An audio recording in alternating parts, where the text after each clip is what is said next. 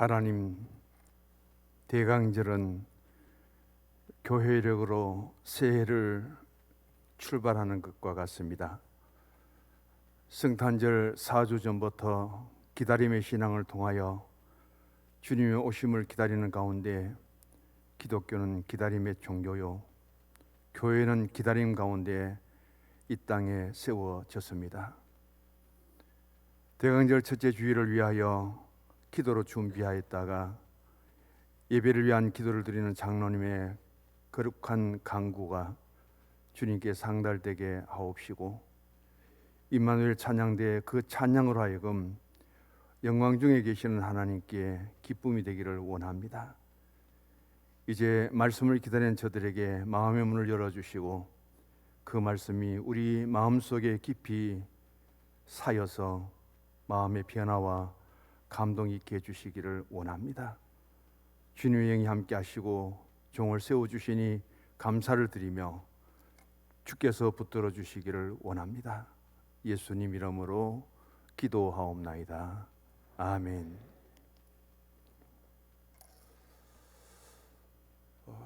대강절 첫째 주일날 교회 장식이 다릅니다. 전때 보지 못했던 앞에 포인세티아 화분이 준비되어 있고요. 이 꽃은 크리스마스 꽃이라는 이름을 갖고 있습니다. 멕시코산이고요. 꽃이 없어요. 전부 잎인데 이 겨울철에 푸른 저 잎이 하나하나 붉은색으로 바뀌면서 가장 성탄절에 애용되는 그런 떡잎의 식물입니다. 그리고 저기 보면은 우리가 5개 초에 푸른 화관으로 하여금 장식하고 있습니다. 푸른 나무로 하여금 둥글게 화관을 이루고 있는 저것은 전에도 계셨고 지금도 계시고 영원토록 계실, 영원히 변치 않는 하나님의 사랑을 예표하는 것이고요. 5개의 촛불은 이 땅에 빛으로 오신 예수 그리스도를 상징하는데, 오늘 첫째 주일은 하나의 초에 불을 켜고 둘째, 셋째, 넷째 주까지 그렇게 의미를 담고 촛불을 켜게 됩니다. 마지막 흰 초는 성탄절에 켜게 되는데 여기에 다 같은 의미가 주어지게 됩니다. 오늘 대강절 첫 주일에 촛불 하나는 빛으로 오신 예수 그리스도를 상징하고요, 어두운 세상에 빛으로 오신 예수님을 생각하면서 오늘 우리는 기다림의 첫날의 빛입니다. 그 첫째 주일의 의미는 바로 기다림과 소망의 촛불이다. 성탄절이 앞으로 우리에게 다가오는데 그 성탄절의 기다림은 이 땅에 오신 예수님을 우리가 기념하는 절기가 되겠고, 이 기다림은 다시 오실 예수 그리스도의 재림까지 우리의 신앙은 마지막 소망으로 기다림의 연속으로 있게 됩니다. 하나의 기다림은 이루어졌고 또 하나의 기다림은 소망으로 남아있어서 우리에게 또다시 그 기다림의 연속 속에 신앙생활을 이루어가게끔 인도해 주시죠. 두 번째 주일은 회개의 빛의 촛불입니다. 우리는 하나님 나라가 이 땅에 이루어지기를 원하지요. 하나님의 나라가 하늘에서 이루어진 것처럼 이 땅에도 이루어지기를 원합니다. 그렇게 우리가 기도를 드립니다. 하나님의 나라에서 하나님 뜻은 다 이루어졌어요. 이 땅에 하나님의 나라가 이루어지기를 원하는데 나 때문에, 우리 때문에, 죄 때문에 이루어지지 못한다면 그 문제를 앞에 두고 회개하고 기도해야 되죠. 바로 둘째 주의 의미는 그런 뜻을 갖고 있습니다. 세 번째 대강절 주일은 사랑과 나눔의 촛불이에요. 구유에 누인 예수님을 누가 찾아갔었느냐는 거예요. 예루살렘의 왕궁의 화려한 환경 가운데 세상에 좋은 직분을 다 갖고 살아가는 그들이 베들레헴에 누우신 구유의 예수님을 찾아간 것이 아니라 예수님을 찾아가신 분들은 바로 동방의 박사들이죠. 오늘도 이 땅 위에 힘들고 어렵고 외롭고 병들게 살아가는 그런 분들이 있습니다. 누가 그분들을 찾아가서 그들에게 진정한 사랑의 나눔을 가질 수 있느냐? 신분이 귀하다고, 물질이 많다고, 능력이 있다고 되는 것이 아니라 바로 그리스도의 사랑을 받고 그 사랑의 실천자가 바로 행할 수 있는 일들이 여기에 바로 그리스도의 이름으로 하나님의 사랑으로 우리가 나눌 수 있고 베풀 수 있는 그 의미의 세 번째 촛불이 됩니다. 네 번째 촛불은 바로 만남과 화해의 촛불입니다. 나와 당신의 만남을 통해서 상대적인 삶 속에 우리는 더불어 살아가고 있습니다. 이 세상의 많은 만남 중에 가장 소중한 만남은 나와 하나님과의 만남이에요. 나와 예수 그리스도의 만남입니다. 그리스도 예수 안에서 당신과 나의 만남이에요. 교회는 바로 이런 만남의 가장 중심에 서 있습니다. 그 만남을 이루기 위해서 무엇을 해야 될까요? 내가 주님을 만나기 위해서, 내가 하나님 만나기 위해서 어떤 신앙의 자세를 갖추어야 될까요? 그게 네 번째 대강절 주일에 우리가 가져야 될 신앙의 모습이에요. 그 가운데서 성탄절을 맞이합니다. 성탄절은 감사와 환희의 기쁨과 그리고 축제의 촛불이라고 그 뜻을 갖고 있죠. 철저하게 소외되고 철저하게 격리됐던 우리가 그리스도 예수 안에서 만나고 하나의 공동체가 되고 하나의 이웃이 되고 하나의 친구가 되고 바로 그런 가운데 가장 좋은 것은 구원의 자리에 함께 할 수 있는 그 신앙, 예수 그리스도를 영접하고 나의 구주로 고백하고 그 많은 사람들 중에 우리 교회 공동체가 그 가운데 있어서 이 땅에 오신 메시아에 대한 감사, 구주로 맞이하고 내가 제 용서를 받고 하나님의 자녀가 되는 그 기쁨의 환희, 그 가운데서 우리가 베풀 수 있는, 나눌 수 있는 축제가 바로 성탄절에 주어진 의미입니다. 바로 이것을 우리가 맞이하기 위해서 4주간에 걸친 대림절, 대강절의 이 절기를 잘 주님께 드리고 그런 신앙의 자세를 갖추는 것이 가장 좋은 모습이 되겠죠. 대강절은 교회력의 시작입니다. 교회는 주님이 이 땅에 오심으로 하여금 이루어졌기 때문에 그 교회의 머리 되신 예수님을 기다리는 가운데 예수님이 오셨고 예수님이 오심으로 이 땅에 교회가 세워진 것을 보게 됩니다. 오늘 본문에도 보면은 4절에 약속하신 것을 기다리라. 가장 포커스는 두 가지 단어예요. 하나는 약속입니다. 하나는 기다림이에요. 성경은 하나님과 우리의 약속이에요. 구약은 올드 테스멘트라 해가지고 바로 옛적의 하나님과 우리의 관계 속에서 하나님의 약속입니다. 신약은 뉴, 새로운 하나님과 우리에게 주어진 약속이에요. 메시아를 보내겠다는 하나님의 그 약속은 예수님이 오심으로 하여금 이루어졌습니다. 그리고 반드시 주님은 재림의 주로 오신다고 약속하셨기 때문에 우리는 그 재림의 주님을 오늘 또 기다리고 있습니다. 주님이 승천하시면서 또 약속을 하십니다. 성령을 기다리라. 그 약속을 믿고 기다리던 무리들에게 오순절이 임하고 성령이 임하시고 역사하셨습니다. 성경은 축소시키면은 하나님과 나와의 약속인데 하나님은 한 번도 그 약속을 깨트린 적이 없습니다. 누가 약속을 지키지 않았느냐? 우리 사람이 지키지 않은 거예요. 또 하나는 기다림입니다. 메시아가 오기를 얼마나 기다립니까? 구약의 39권의 전체적인 내용은 바로 이 땅에 오실 메시아의 기다림이에요. 그 메시아가 예수 그리스도로 하여금 이 땅에 오셨습니다. 그 기다림에 예수님이 오신 것처럼 우리는 또다시 예수님이 오실 것을 기다립니다. 그날이 재림의 날, 주의 날이어요. 이 땅에 성령이 오기를 약속하셨기 때문에 그 성령이 임하기를 기다리며 열흘 동안 마가 요한의 다락방에서 힘을 다해 기도합니다.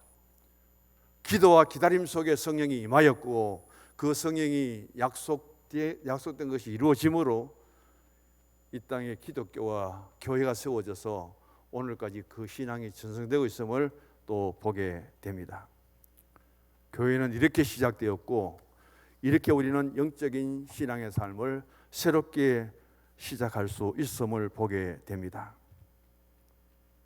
이 강림절, 대림절, 대강절, 기다릴 대자고 내릴 강자고 임할 임자입니다. 한자로 보면 세 단어예요. 기다릴 대자와 그리고 임할 임자에 그리고 내릴 강자입니다. 그걸 통해서 대림절, 대강절, 강림절, 그 뜻은 동일해요. 영어로 어드벤트라고 하는데 그 뜻은 오심이라는 거예요. 누가 오기를 그렇게 기다렸느냐? 이 세상에 많은 사람들이 왔습니다. 많은 사람들이 살았어요. 또 우리가 이 땅을 떠날지라도 계속해서 우리의 후대들은 이 땅에 태어나고 태어납니다. 그런데 기독교의 가장 기다림의 대상은 누구였는가? 바로 예수였어요. 예수님을 그렇게 기다렸습니다. 그 예수님이 오셨습니다. 그 예수님 오신 날이 바로 성탄절이죠. 그 예수님 오심을 그렇게 기다렸던 그 절기가 바로 대강절이에요. 4주 동안 오실 주님을 영접하기 위해서 나는 그 기다림의 소망의 촛불을 켜고 오늘도 기다리고 그 기다림 속에 진정한 하나님 나라에 임하기 위해서 하나님의 뜻이 땅에 이루어지기 위해서 내가 그 일에 장애가 된다면은 내가 지은 죄 때문에 그것이 이루어지지 못한다면은 이 기간 동안 철저하게 회개하라는 거예요. 회개해서 우리가 죄 사함을 받고 죄인이 의롭게 되는 그 길을 내가 나아가야 된다는 것이고 많은 날들 중에서 이 성탄절을 앞두고 있는 대강절에 그리스도의 사랑, 하나님의 사랑을 내가 체험하고 경험했다면 십자가의 그 사랑과 십자가의 그 은혜를 내가 몸소 실천할 수 있는 그곳이 있다면 그리스도의 사랑으로 가서 나눌 수 있는, 섬길 수 있는 그런 대상을 찾아 그걸 위해서 어둠을 물리치고 빛된 촛불을 한번 켜보라는 의미고요. 그 다음 중요한 것은 많은 사람과 만남이에요. 오늘 또 우리가 예배를 통해서 한 주일 만에 만나는 분들이 많습니다. 가장 귀한 만남은 하나님과 나와의 만남이에요. 예수님과 나와의 만남입니다. 그 만남을 통해서 우리는 무엇을 준비하고 어떤 자세로 무엇 때문에 만나야 되는가 그것을 위해서 준비하고 기도하는 절기입니다. 그때 진정한 성탄의 감사와 성탄의 기쁨이 이루어지게 되고 그 성탄은 우리의 영적인 가장 큰 축제, 페스티벌이 되는 그 역사가 일어나게 될 겁니다. 하나님의 아들이 오신 것을 기념하는 이 절기, 그 주님은 성천하셨습니다. 반드시 다시 오신다는 그 재림의 주님을 기다리는 이 절기, 대강절은 하나님이 우리에게 선물로 주신 절기입니다. 이런 준비된 신앙과 이런 준비된 자세를 통해서 2021년 성탄절을 하나님의 은혜와 축복 속에 맞이할 수 있는 우리 성도의 신앙과 삶이 되기를 간절히 바라는 마음입니다. 오늘 대림절 절기 색깔은 바로 기다림의 의미를 뜻하는 자색입니다. 오늘 정 목사님이 사회를 쓰면서 앞에 자색 스토어를 걸쳤죠. 그것은 바로 우리에게 무엇을 의미하느냐, 그 색깔 자체가 기다림입니다. 대강절 첫째 주일, 오늘 예배를 드리고 예배를 인도하는 주의 종으로서 가장 하나님을 기다리고 주님을 기다립니다. 그런 의미를 이 가운 옷을 통해서 보여주는 모습이에요. 또 자색은 무엇을 의미하느냐, 고난주간에 우리가 계속해서 이 자색을 표시하는데 참회지요. 내가 진정한 잘못을 깨닫고 회개하고 돌이켜서 새로운 하나님 앞에 옛것을 버리고 새 사람이 되었다는 그 증거를 하나님께 보여드리기 위한 그 색상이 바로 자색입니다. 그리고 그리스도를 만나고 맞이할 수 있는 그 준비 가운데서 오늘 결론에 나오는 말씀이지만은 제가 한 번 더 강조합니다.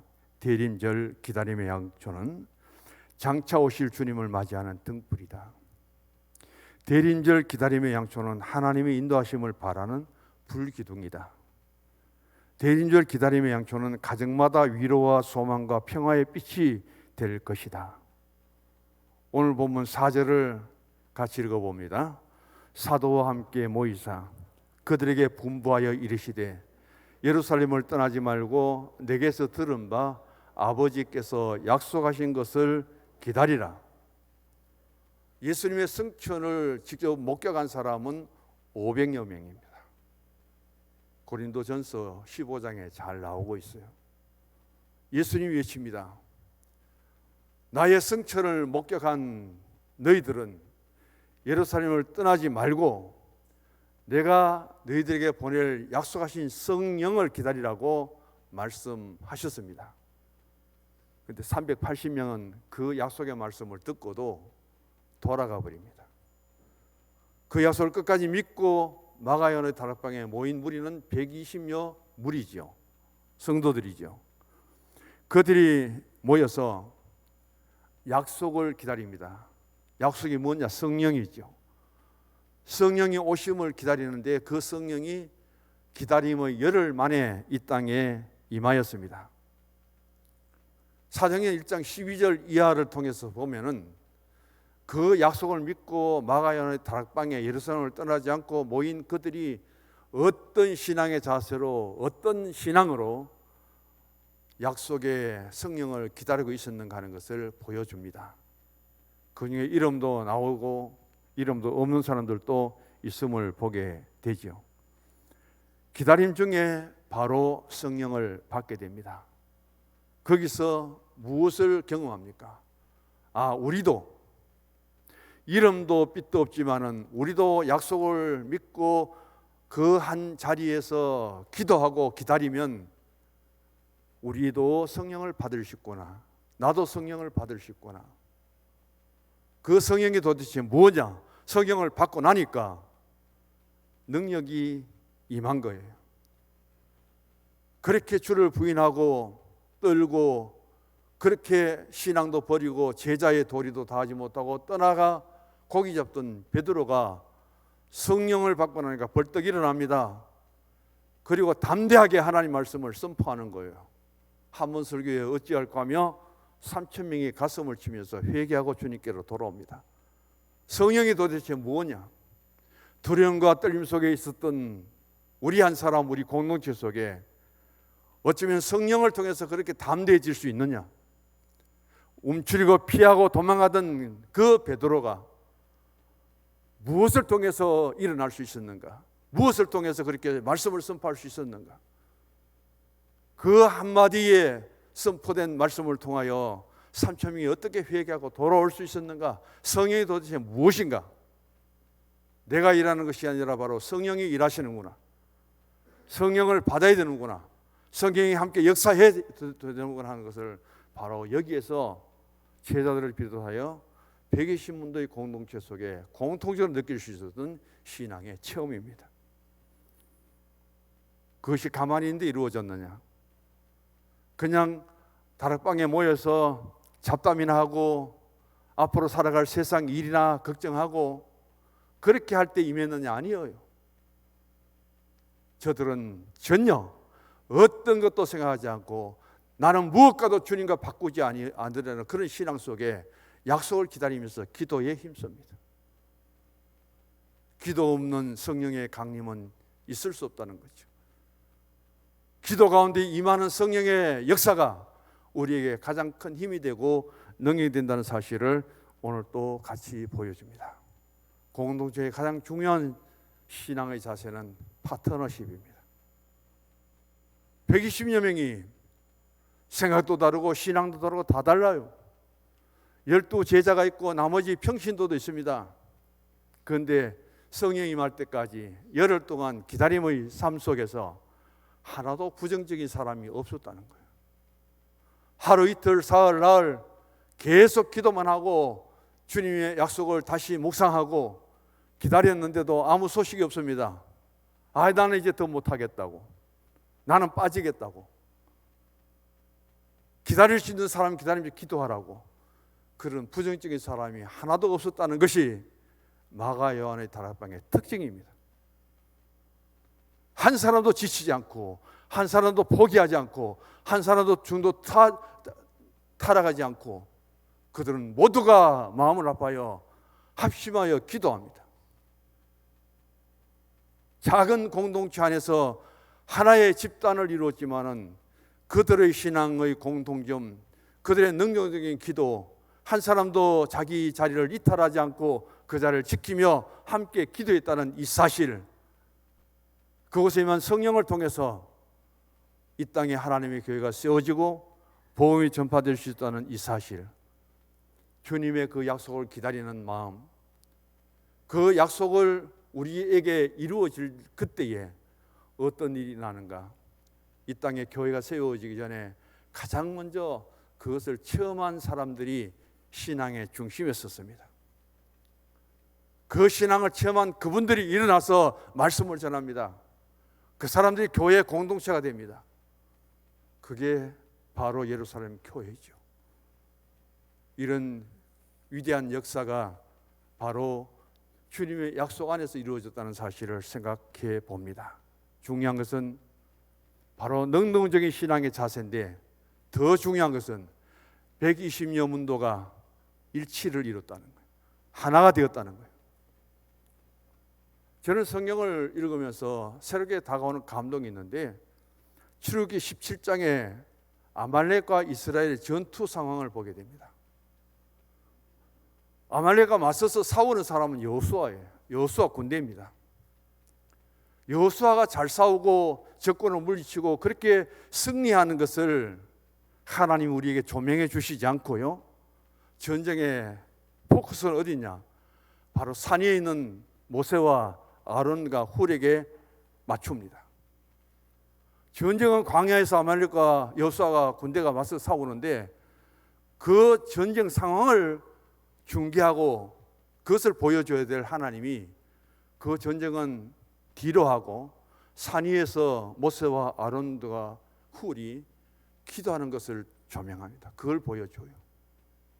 그 중심은 모세입니다. 모세가 손을 들고 기도합니다. 전쟁터하고는 전혀 상관없어요. 모세가 손을 들고 기도하면은 여호수아의 군대가 이기는 거예요, 아말렉을. 모세의 손이 내려오면은 이스라엘이 또 피하는 거예요. 거기에 모든 것을 바로 비추고 있습니다. 그래서 모세의 팔이 들려져야만 이 아말렉을 물리치고 전쟁에 승리할 수 있구나 하는 것을 가장 곁에서 지켜본 사람이 누구냐? 바로 아론과 훌이에요. 모세를 앉게 하고 한쪽에서 양쪽에서 한 사람씩 손을 받쳐 들고 모세의 손이 내려오지 않도록 그렇게 붙들어 줍니다. 기도하죠. 언제까지? 아말렉을 물리치고 승리할 때까지. 그게 여호와 니시예요. 하나님이 이기게 해주신 거예요. 하나님이 승리케 해준 거예요. 전쟁은 아말렉과 여호수아 군대가 하고 있지만은 거기에 한 번도 하나님은 포커스를 맞추지 않습니다. 누구에게?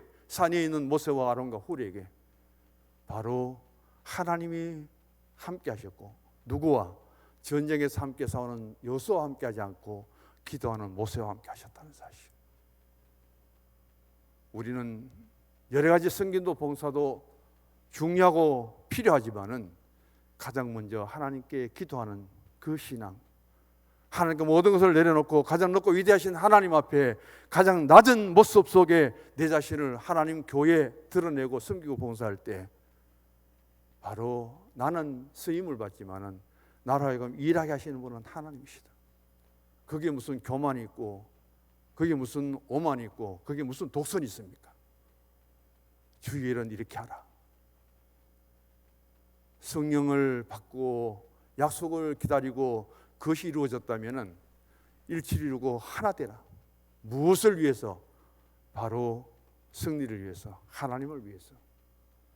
그 단면을 우리는 여기서 보게 됩니다. 오늘 주보를 통해서 보면 첫 번째가 바로 그 이야기를 하고 있습니다. 다락방의 공동체는 하나 되어서 힘을 다해 기도하면서 주님의 약속을 기다렸다. 이러죠. 두 번째 봅니다. 같이 읽어봅니다. 다락방의 공동체는 하나님 말씀을 깊이 상고하면서 주님의 약속을 기다렸습니다. 이 다락방의 기도를 통해서 열심히 기도하고 공동체를 이루겠지만은 거기에 제자들에게 한 가지 잊혀지지 않고 늘 생각나는 것이 하나 있습니다. 풀리지 않는 의문이 있는 거예요. 그래서 주님께 이 질문을 드리지 않을 수가 없습니다. 누구에 대한 질문이냐? 가룟 유다에 대한 질문이에요.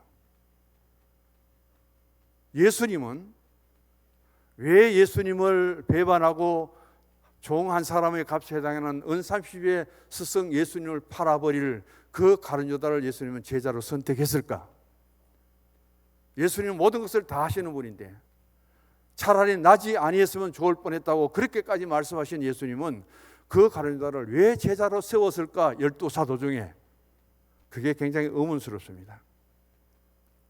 두 번째는 그런 가룟 유다를 왜 예수님은 세리로 사역하면 계산을 가장 잘할 수 있는 마태를 제외하고 이 가룟 유다를 회계를 맡아서 재정을 관리하도록 맡겼을까? 많지는 않지만 예수님과 12제자가 3년 동안 그 함께 사역하면서 모든 재정 관리는 누가 했느냐? 유다가 했습니다. 왜 그런 귀한 직분까지, 그런 일까지 주님은 가룟 유다를 통해서 선택하시고 그렇게 했을까? 또 하나는 가룟 유다는 12제자와 더불어 3년이 되도록 큰 문제 없이 잘 지나게 되었는데 왜 그의 결과가 스승을 배반하고 예수님을 팔고 물질 은 30전에 그가 인생을, 신앙을 포기하고 넘어졌을까? 왜 스스로 자기 목숨을 제자로서 살아가면서 그렇게 끝내야 될까? 이 문제가 함께 기도하면서도 풀리지 않는 의문이에요. 그래서 다락방의 공동체는 이제 이 문제를 어떻게 해결할까? 말씀을 통해서 그들은 묵상을 하고 그렇게 열심히 하나님 앞에 나아갑니다. 자, 1장 16절을 우리 같이 한번 읽어보십시다. 형제들아, 성령이 다윗의 입을 통하여 예수 잡는 자들의 길잡이가 된 유다를 가리켜 미리 말씀하신 성경이 응하였으니 마땅하도다. 그리고 17절 이하에 그에 대한 설명을 하고 있습니다. 시편 109편 8쪽에 보면 8편에 보면은 시편 109편 8절에 보면은 그의 거처를 황폐하게 하시며 거기 거하는 자가 없게 하소서 하였고 또 이르시되 그 직분을 타인이 취하게 하소서 하였더라. 어떻게 시편의 기자가 예수의 제자 중에 한 사람이 자기 직분을 상실하고 자기 직분을 잃어버렸을 때 그 직분을 다른 사람 하여금 취하게 하라, 대신하게 하라, 이 말씀을 그들이 깨달았을까요? 기도하는 가운데, 말씀을 묵상하는 가운데 이 시편 109편 8절을 그들이 인용을 하면서 우리가 사도 중에 한 사람 빠진 그 12사도 중에 한 사람 부끄럽게 우리 곁을 떠난 가룟유다 대신 한 사람의 제자를 세워야 되겠다. 그리고 그들이 기도하고 거기엔 조건이 있습니다. 요한의 세례로부터 지금까지, 그러니까 예수님이 요한 세례를 받은 이후에 공생에 시작하잖아요. 3년 동안 특별한 직분과 어떤 그에게 주어진 일이 없더라도 한결같이 한 번도 공동체를 떠나지 않고 지금까지 함께하였던, 그리고 부활의 예수님을 증거할 수 있는 그 사람들 중에 한 사람을 세우자 하고 그렇게 뽑아 세운 사람이 마띠아예요. 그 부족의 한 사람을 선택해서 12사도 중에 가룟유다 대신 마띠아를 세우니 주어진 응답이 뭐냐? 2장에 들어가면 오순절 성령 강림이 이루어집니다. 누구 때문에 약속이 이루어지지 않느냐? 무엇 때문에 약속이 이루어지지 못했느냐? 가룟유다가 맡고 있는 거예요. 가룟유다가 그 중심에 서 있는 겁니다. 그 빈자리에 마띠아를 채우니 하나님이 약속하시고 주님이 성취하며 약속하셨던 그 성이 그대로 임하시는 거예요. 한 사람의 위치가 얼마나 소중한지 우리 교회 공동체가 다시 한번 깨달아야 되는 거예요. 그 약속이 이루어지기 위해서 무엇이 걸림돌이 되었는가, 그것을 기도하는 제자들에게 깨닫게 해주시고 그들이 바로 말씀 안에서 이 일을 선택할 때 그 문제가 해결될 뿐 아니라 오순절 성령의 강림이 이루어져서 성령 역사가 이제로부터 시작되는 모습을 우리에게 보여줍니다. 이게 두 번째 모습이요. 세 번째입니다. 같이 읽어봅니다. 다락방의 공동체는 마띠아를 사도로 세우고 주님의 약속을 기다렸습니다. 21절과 22절을 보면은 아무나 세운 것이 아니에요. 어떤 자격을 갖추어야 되느냐? 가장 중요한 것은 바로 예수님의 공생애 때부터 시작해서 예수님의 성천을 지켜본 사람. 예수님이 요단강 세례요한으로부터 세례를 받고 공생애 시작됩니다. 그리고 예수님이 하늘로 올라갑니다. 500명의 무리들이 그것을 직접 체험합니다. 380명은 떠나버렸어요. 그럼 120명 중에 바로 여기에 포함된 사람들이 있다는 거예요. 그리고 우리가 출입할 때 항상 우리와 함께 다녔던 사람, 공동체를 이탈하지 않았던 사람이죠. 우리와 더불어 부활하신 예수님을 증거할 수 있는 사람, 이게 제자의 자격입니다. 그래서 바로 이들은 마띠아를 세워서 12명의 사도로 채우는데, 이 마띠아가 무슨 일을 했는지 12사도의 수는 포함됐지만 그가 한 일은 아무것도 나타나지 않습니다. 자, 우리는 이런 성경의 이루어진 모습을 보면서 오늘 대강절 첫 번째 주일입니다. 이제 마지막 경의를 합니다. 가장 중요한 것은 우리가 하나님께 나아간 것이 아니라 하나님이 우리를 위해서 찾아오셨다는 거예요. 에덴 동산에 범죄한 그 아담과 하와에게 그들은 하나님 피하여 도망갑니다. 하나님 찾아오셨는데도 나무 뒤에 숨어버립니다. 찾아오신 분은 하나님이에요. 아담아 이름을 부를 만큼 가까이 다가오셔서 숨은 곳을 모르는 하나님이 아니잖아요. 네가 어디 있느냐고 묻습니다. 자기 정체가 드러날 수밖에 없죠. 나무 뒤에 숨었습니다. 왜 숨었느냐? 무엇 때문에 숨었느냐? 자기의 정체성을 그는 잃어버립니다. 예수님이 찾아오셨습니다. 왜? 죄로 하여금 우리가 모두가 죽어야 됩니다. 모두가 멸망당할 수밖에 없는 이 인간들을 사랑하시사 하나님은 독생자 예수님을 보내셨습니다. 완전한 신입니다. 그 예수님이 물질세계 속에 가장 악한 것이 인간의 육체인데 인간의 몸을 입고 이 세상에 오시도록 하신 거예요. 신학적으로는 바로 성육신입니다. 인카네이션이라고 하죠. 그 주님이 오셔서 우리의 죄를 다 짊어지시고 십자가의 대속을 통해서 우리가 용서를 받았습니다. 의롭게 되었습니다. 하나님의 자녀가 되었습니다. 가장 우리에게 중요한 것은 바로 성탄절을 기다리는 가운데 오신 그 주님을 영접했다면, 주님이 찾아오셨다면, 성자 예수님이 오셨다면 마음문을 활짝 열고 주님을 영접해야 되죠. 맞아들여야지요. 아담아 이름을 부르며 찾아오신 그 하나님을 거역하고 도망을 가서 피하여 나무 뒤에 숨는 아담과 하와의 모습이 아니라 주님 찾아오셨음을 기쁨으로 달려가 우리가 주님을 모시고, 나는 주님 안에, 주님은 내 안에 거하심으로 어지럽고 어려운 세상을 살아갈지라도 그 주님 때문에 기쁨이 가득 차고 그 구원의 은혜에 감사하고 찬송하고, 그게 오늘 우리가 가져야 될 신앙의 가장 근본적인 자세입니다.